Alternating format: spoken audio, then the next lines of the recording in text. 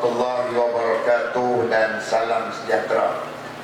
Alhamdulillahi rabbil alamin, wassalatu wassalamu ala rasulillah wa ala alihi wa ashabihi wa man tabi'ahum bi ihsanin ila yaumiddin. Qala Allah subhanahu wa ta'ala fi kitabihil aziz, yuriduna liyutfi'u nurallahi bi afwahihim wallahu mutimmu nurihi walau karihal kafirun. Mereka hendak memadam cahaya agama Allah dengan mulut mereka, dengan kuasa yang ada kepada mereka. Allah Subhanahu wa taala menyempurnakan agamanya walaupun orang-orang tak beriman malam.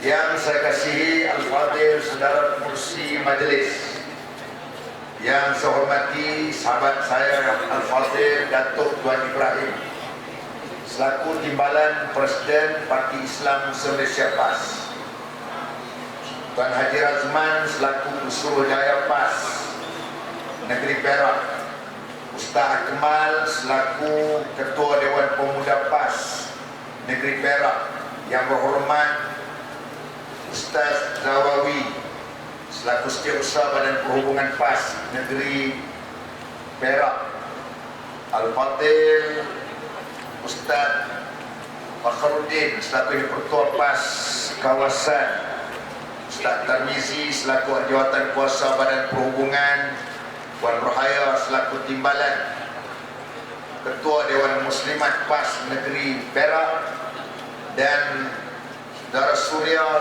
daripada DSPP, tuan-tuan muslimin dan muslimat, tak lupa rakan-rakan dari kalangan UMNO dan juga daripada PAN. Semoga diberikan rahmat kekuatan oleh Allah Subhanahu wa taala. Alhamdulillah malam ni kita dapat berhimpun ramai orang. Rupanya PAN ni tak boleh orang sentuh. Dia macam ular teruslah. Bila ganggu sikit, dia punya kepala dia macam king cobra. Dia melompat. Baru apabila parti kita dicabar, parti kita, pimpinan kita dihina, orang kata macam-macam kepada kita, maka yang kita jawabnya ialah dengan amalan.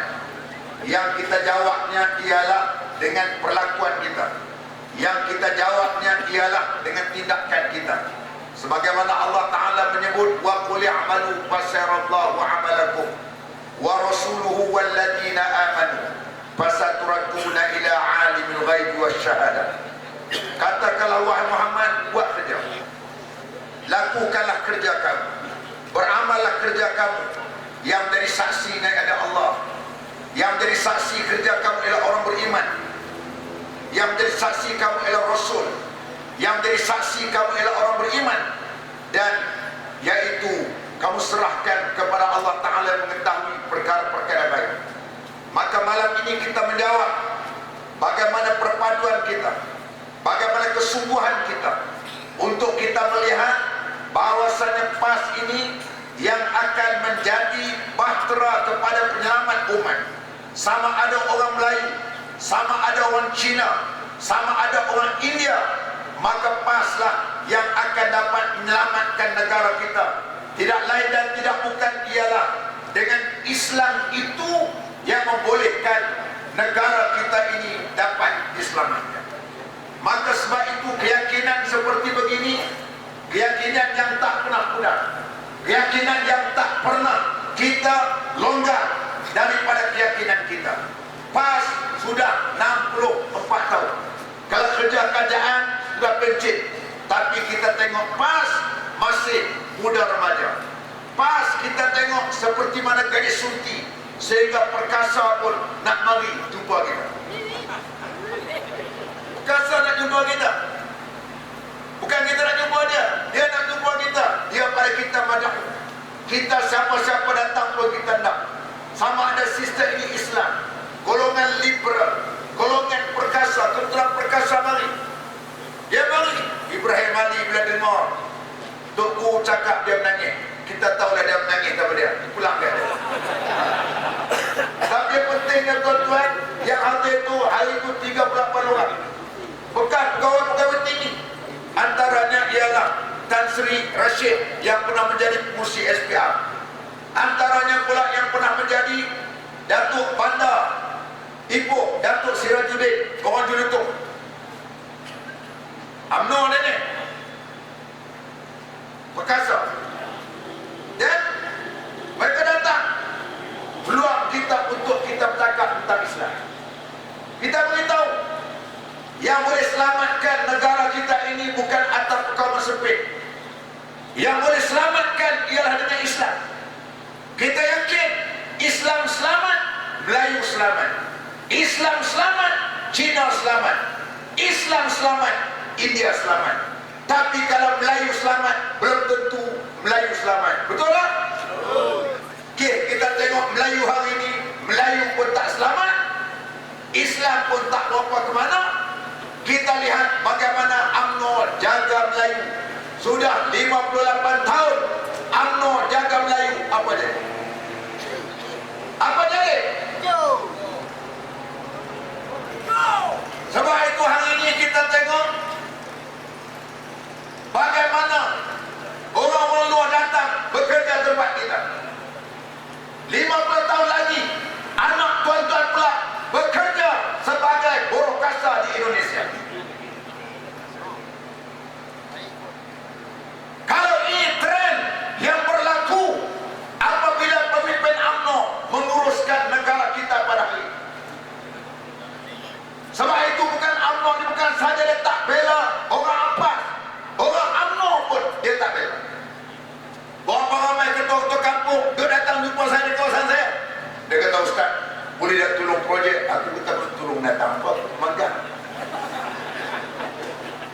Dia kata, boleh tak projek-projek? Saya bukan ada projek apa. Dia kata, saya pun ada bidak media. Tapi tak apalah, kalau ada projek, saya kata, kalau ada, saya boleh jumpa dengan orang, saya beritahu kat awak lah. Kesian, dia betul tu. Saya pun tengok orang UMNO susah ni, saya kesian. Sebab tu saya tak, orang UMNO ni, biar masuk UMNO, biar kaya. Kalau masuk UMNO susah, orang Kelantan panggil bol lah. Susah lah. Masuk UMNO, biar kaya. Biar kaya. Apa yang ada, wujud lalu, lentang patah. Semua lalu, terkedarap kan. Nanti motor. Dia kalau duduk masuk UMNO, duduk rumah setinggal. Rumah setinggal. Tanah haram, rumah makruh. Tapi kalau suka UMNO kuat ni, kita kesian tuan-tuan tengok. Tu pun kami kuat UMNO ni. Kuat dalam ni.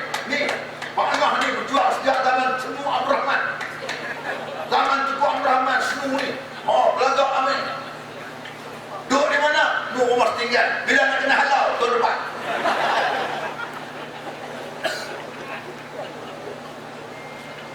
Ini 58 tahun tuan-tuan. UMNO yang memerintah. Apa jadi? Tiba-tiba apabila jatuh, maka dia beri sentimen kemelayuan. Kononnya Melayu tertinggal. Kononnya Melayu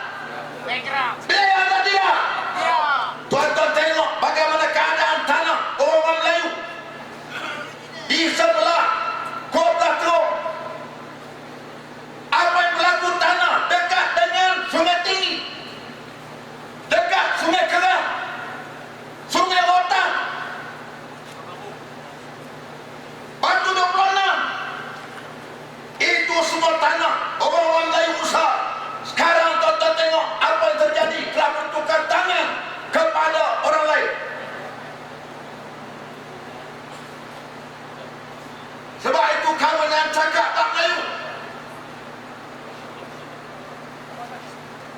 Saya sebut dalam parlimen, DO Melayu, pegawai tanah orang Melayu, Esko orang Melayu, menteri orang Melayu. Kenapa Melayu merempat? Kenapa?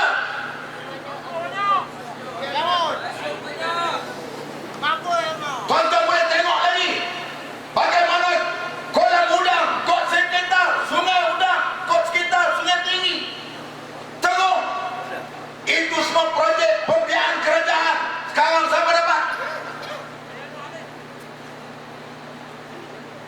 Tiba-tiba kamu nak menyalahkan bangsa lain. Tak betul. Ini semua punca daripada apabila dia tak ikut agama, maka dia tak rasa berdosa. Kita apabila ada kuasa, kita rasa berdosa. Kita rasa berdosa. Sebab itu kita merintah Kelantan 25 tahun. Cina susah, kita bantu. Siam susah, kita bantu. India susah, kita bantu. Melayu susah, kita bantu. UMNO susah, kita bantu. Orang PAS susah, kita bantu. Ini cara kerja Islam. Barulah boleh meningkat taraf ekonomi orang Melayu. Kalau cara yang mereka buat, sampai bila pun Melayu takkan maju. Maka sebab itu kita tengok hari ini, alhamdulillah, dari kalangan orang-orang muda terutamanya, walaupun mak bapak mereka itu UMNO, tetapi anak mereka terdiri dari kalangan penyokong PAS. Dapat ada 1, 2, 3 buah kampung dekat Teruk, tempat dulu kita tengok muslimat kita pergi dikepung, keping. Apabila kita pergi rumah ke rumah, pengalaman saya apabila kita beri bantuan, untuk kita beri bantuan, kita beri daging korban. Bila ketuklah rumah tu, betul mak ayah dia buat UMNO, tapi anaknya umpamanya PAS, kadang-kadang menantu dia PAS. Artinya benih perjuangan PAS berada di dalam rumah. Ini semua kerana apa? Islam yang menjadi hebat kita menyatu. Tadi saudara-saudara tengok Suria bersyarah tadi. Saya bimbang besok Suria pula ada faham bab hudud, dia pula mu'alim, Melayu pula mu'alaf. Ini kacau.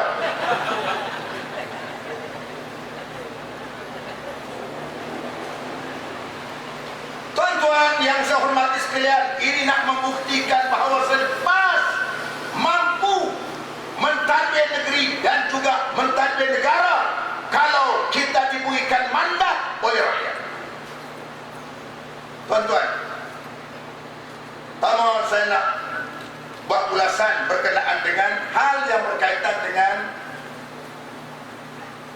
yaitu berkaitan dengan TPPA. TPPA ini mudah nak fahamnya, dia sebagai bentuk penjajahan baru yang menimpa terhadap negara kita. Mungkin kita tak terasa sangat kesan langsung dia macam GST. GST itu memang kena semua. Dulu barang RM10, sekarang kita beli RM10.60. Tetapi TPPA ni tuan-tuan lebih dahsyat daripada GST.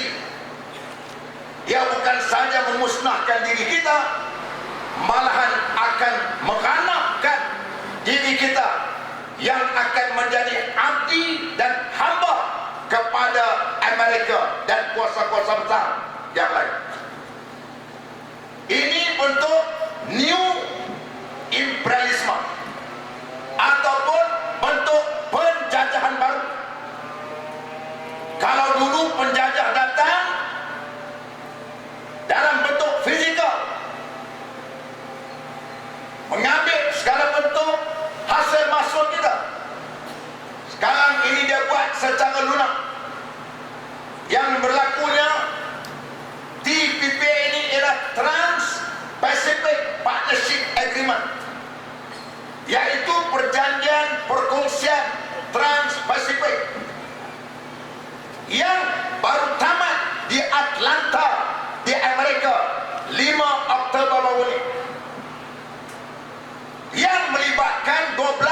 sebuah negara. Yang pertama ialah Australia. Yang kedua Brunei. Yang ketiga Kanada. Yang keempat Chili. Yang kelima Malaysia. Yang keenam Vietnam. Yang ketujuh Meksiko. Yang ke-8 New Zealand. Yang ke-9 Peru. Yang ke-10 Singapura. Yang ke-11 Amerika. Dan yang ke-12 ialah Jepun. Memang dengar sedap. Sebut TPPA ni mudah nak fahamnya. Ikan pekasang orang-orang Lenggong belah kampung Haji Razman boleh jual di Amerika tanpa dikenakan cukai ekspor dan juga import. Dia berapa ekor dengan pekasang ada? Itu soalannya. Macam kereta kita katakan besok akan berlaku lambakan kereta.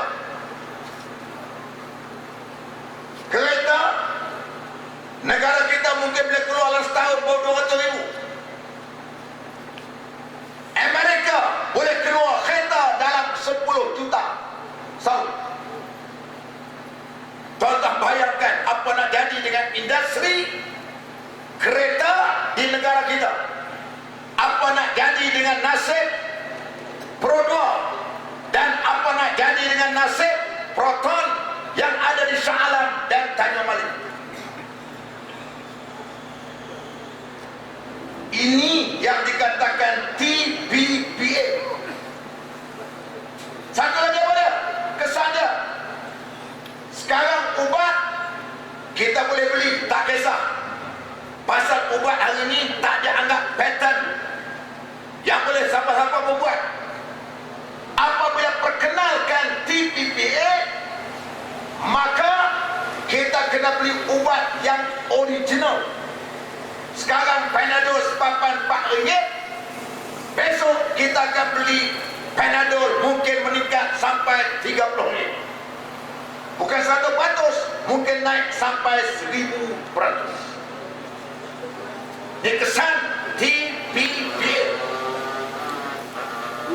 Apa lagi kesan lagi?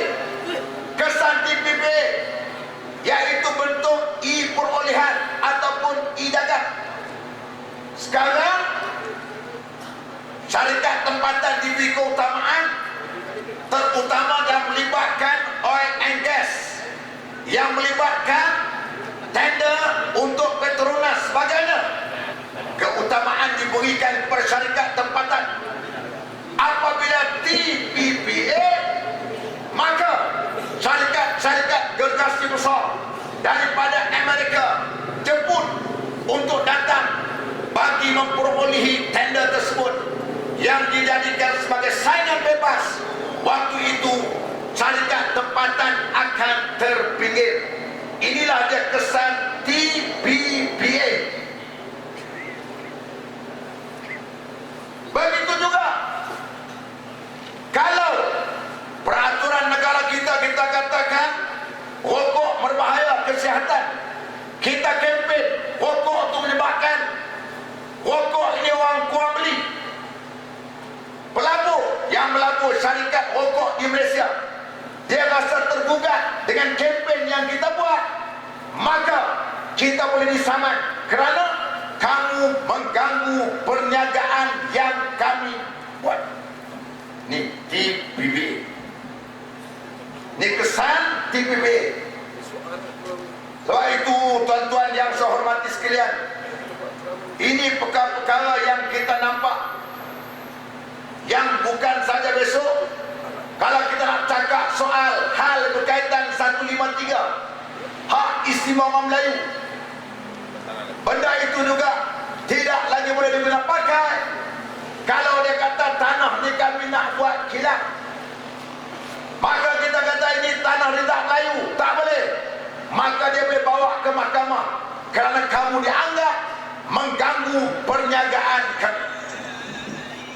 ini sekarang dibincang dengan hebat untuk kita nak menentang TPPA ni. Dah menentang lama dah, tapi final baru ni. Yang peliknya tuan-tuan, agreement ini, perjanjian ini kita tak diketahui sampai hari ini. Mustafa Muhammad 3 hari lepas dia kata kita tak perlu minta kepada parlimen. Hari ini pula kata kena minta dengan parlimen. Kita pun pening berbual ni. Pening. Yang kata UMNO ni pening tuan-tuan. Ini berkenaan dengan isu TPP. Dan satu lagi ialah berkenaan dengan isu tol tolun. Hari ini kita tengok semua tol kena bayar. Mungkin kadang-kadang tuan-tuan kata Ustaz pakai kereta, Ustaz bayar lah. Kami tak pakai kereta, kami pakai motor kapcai, tak kena, betul? Saya setuju. Tapi tuan-tuan kena ingat, saya mari dekat pasar borong, tapping, turun daripada tol Tapah, keluar daripada tol Tapah, naik tol Cakap Jerit, maka sebelum ni dia kena tol RM10, kali ni dia kena bayar tol RM16. Dia akan serahkan kepada barang itu pula yang akan bebannya ialah kepada peniaga, kepada pengguna. Dulu mungkin kita beli sawi kilo RM2, mungkin akan naik sebanyak sekilo RM3. Pasal apa? Pasal tol naik. Bila tol naik, peniaga dia akan serahkan kepada pengguna. Kalau kita mengaji bab ekonomi, yang disebut sebagai kesan berantai, chain effect, maknanya kesan berantai. Walaupun kita tak pakai kereta, tetapi kita makan sayur yang dibawa melalui lori yang kena cukai, lori yang kena tol, maka menyebabkan terbeban kepada kita. Maka hari ini kita lihat 18 syarikat tol konsesi telah dikenakan kepada semua mereka yang melalui tol, terutama anak-anak kita yang bekerja di Kuala Lumpur. Dia tahu nak masuk Kuala Lumpur ni kena tol belakang, maka dia tahan situ. Itu orang panggil macam tahan bubu, masuk bubu tak keluar orang. Masuk Kuala Lumpur ni semua tol ni pelah tak naik lagi. Pelah ni tak naik, pasal kita hina pelah tu, pasal pantang lalu, pulau selalu.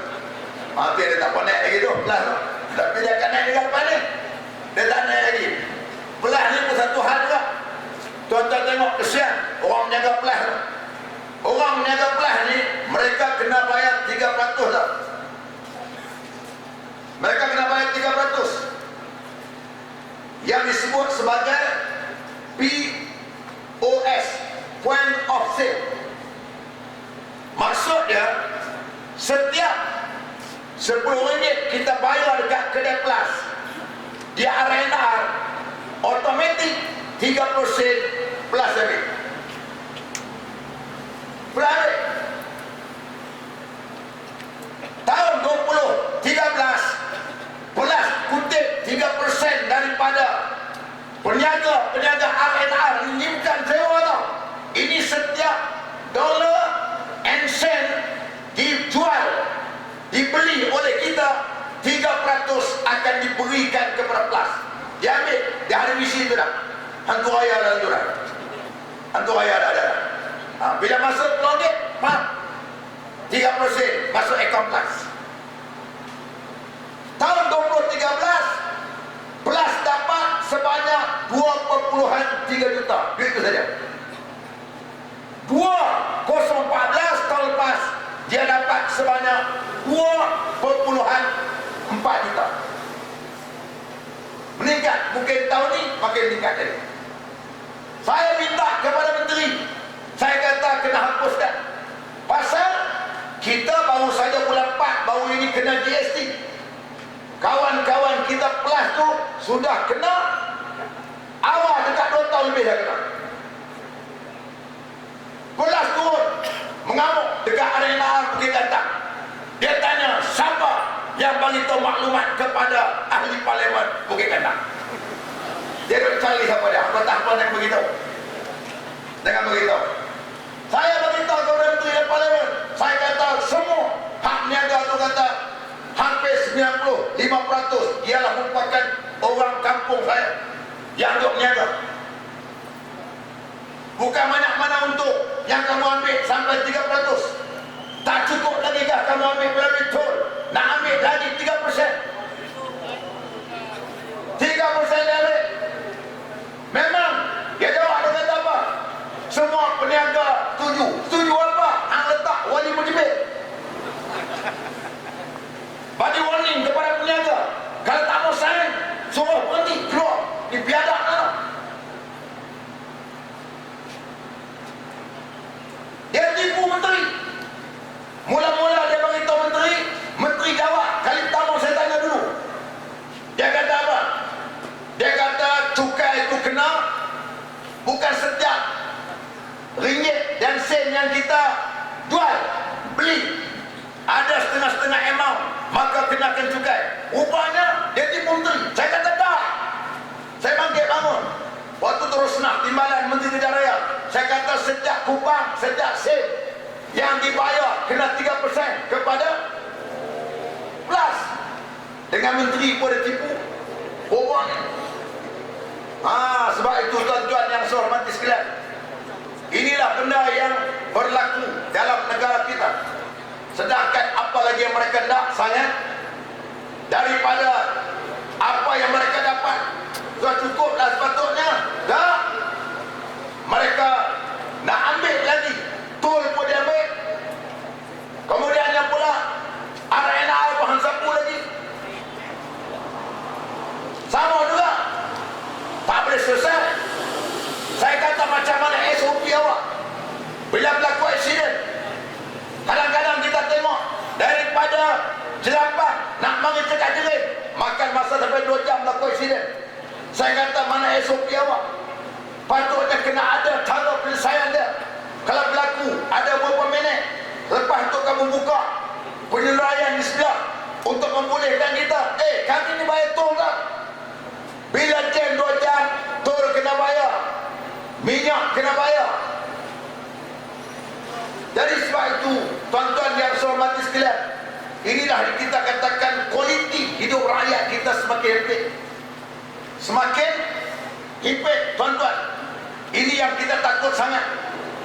Yang kita tak nak sangat kalau benda ini berterusan, rakyat memberikan kepercayaan kepada UMNO dan Barisan Nasional. Oleh itu kita yakin dan percaya dalam PRU yang akan datang, kita harapkan PAS menang kursi yang banyak yang akan mengepalai untuk pembentukan sama ada kerajaan di Negeri Perak ataupun di peringkat pusat. Boleh tak boleh? Syarat dia tuan-tuan semua mesti bekerja. Mesti bekerja. Tuan-tuan semua mesti menjadi television PAS di kedai kopi. Kena bersyarah baknya. Apa yang saya cakap, apa yang Razman cakap, apa yang Surya cakap, apa yang Datuk Ibrahim cakap nanti, tuan-tuan kena bercakap kepada rakyat, kepada orang lain. Yang kedua, tuan-tuan jangan lupa jadi ahli PAS. Ini kita tengok kadang-kadang takbir kuat, bini dia pakai selendang merah lagi. Apa barang?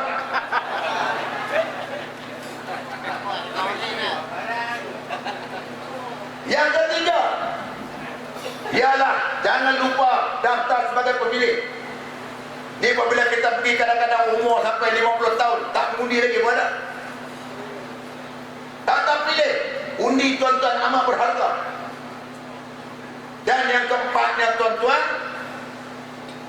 kita minta supaya tuan-tuan ni dapat maklumat yang sebenar, ialah melalui harakah ataupun harakah diri. Kita dah melancarkan kempen pada keluaran 21 hari bulan akan datang. Pilot projek kita ialah untuk Selangor dan Wilayah Persekutuan. Setiap cawangan dia kena cari 10 orang pembeli, bukan cawangan bayar. Setiap cawangan dia kena cari 10 pembeli harakah. Lepas dia beli, dia baca, lepas dia baca, dia tinggal di kedai atau di pejabat. Tuan-tuan boleh atau tidak beri kerjasama? Boleh atau tidak? Boleh tak? Buat slow. Boleh tak boleh? Hak yang jenis generasi muda, hak yang ada smartphone, ada iPad, boleh langgan e-paper. E-paper ni tahun RM50. Dia kalau hantar kilang masuk malam ni, tuan-tuan pun terus dapat juga. Sebelum sampai di taping, tuan-tuan dah ada. Itu hak Gen Z Y. Hak budak-budak muda yang ada smartphone. Hak generasi macam saya, ZQJ, kita pakai sok khabar lama. Jadi sebab itu tuan-tuan, insyaAllah lepas awal bulan ni, kita akan lancarkan untuk nationwide, untuk seluruh negara. Kita nak pastikan setiap cawangan mencari 10 pembeli. Pasal apa? Inilah maklumat yang sebenar. Yang kita dapat maklumat ini, kita pula bagi tahu kepada orang ini yang sebenar, yang berkenaan dengan PAS itu sendiri. Jadi itulah saja tuan-tuan, insyaAllah sama-sama kita berkumpul dan kita berjumpa di Stadium Kota Baru. Saya yakin tuan-tuan bukan 60,000, mungkin akan mencecah sampai kepada 100,000 lebih. Dengan mood yang ada pada hari ini. Hari ini pun kita tengok sejarah di Taiping. Tu kira kita bagi notis, kira macam tu je. Tuan-tuan bayangkan dengan mood yang ada pada hari ini seluruh Malaysia, maka kita lihat akan datang sana sebagai untuk show force, untuk tunjuk kekuatan kita, untuk tunjuk satu wahdah kita, kesatuan kita, bahwasanya kita adalah merupakan jamaah, merupakan parti. Walaupun kamu tekan, kamu fitnah, kamu kata macam-macam, kita tetap bangkit sebagai satu bentuk perpaduan yang kuat, insyaAllah. Aku qauli hadza wa astaghfirullahalazim li wa lakum. Wassalamualaikum warahmatullahi wabarakatuh. Takbir, takbir, takbir.